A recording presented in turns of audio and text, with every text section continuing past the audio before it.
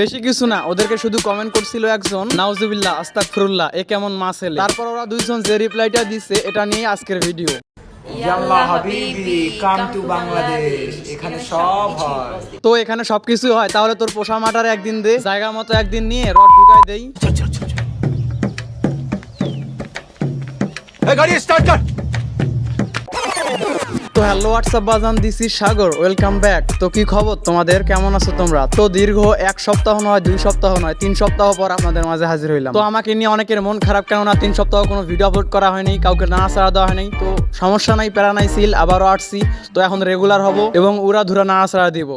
আচ্ছা ঠিক আছে, বাই দ্য ওয়ে আপনি যে এত অনেকগুলো কমেন্ট দিচ্ছেন আস্তাগফিরুল্লাহ আস্তাগফিরুল্লাহ নাউজুবিল্লাহ, ভাই আপনারা কয়েকটা নামাজ পড়েন। তো নামাজ পড়ে বিদায় তো কমেন্ট করছে আস্তাগফিরুল্লাহ এ কেমন মা ছেলে। তো এই কথাটা কি তোর গায়ে লাগছে? শাওয়া কি তোর ফাইটা যাইতেছে? যদি শাওয়া ফাইটা যায় তাহলে কমেন্ট গুলো পড়ার কি দরকার আছে, এন্ড রিপ্লাই দেওয়ার কি দরকার আছে? তোরা যে মা ছেলে যে কাহিনীটা করস, অন্য কেউ কি এই কাহিনী করে? তো এখন একজন কমেন্ট করছে, তো এখন শাওয়া ইয়া লাগছে। তোদের কি কোনো দাম আছে রে? তোদের মতো শাওয়ার কোনো দাম নাই। তোদের মতো শাওয়া কুত্তার কাছে আইনা দিলেও কুত্তাও ছুটবো না। তোদের মতো 12 ভাতারি মাং দেখলে বুঝা যায় ইউজ প্রোডাক্ট কতজন যে ইউজ করছে তার কোনো শেষ নাই। সত্যি কথা বলতেছি, এই মেয়ে যদি খালি পেন্টিটা খুলতে পারতেন না, তাহলে বুঝতে পারবেন যে কত মাছি ভন ভনাইতাছে।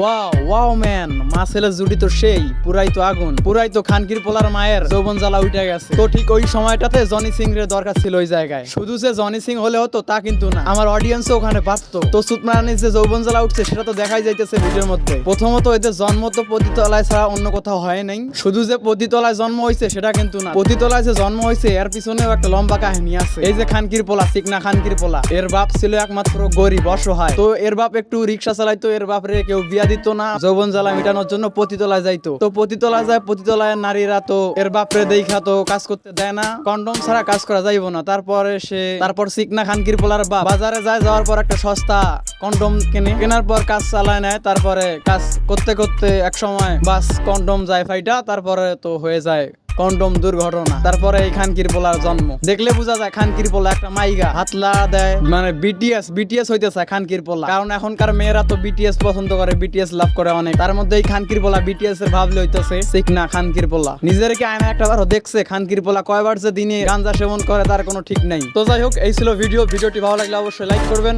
আর ছোট ভাইটাকে একটু সাপোর্ট দিবেন, কেননা 3 সপ্তাহ ধরে কোনো ভিডিও আপলোড করা হয় নাই, চ্যানেলটা ডাউন যাইতেছে।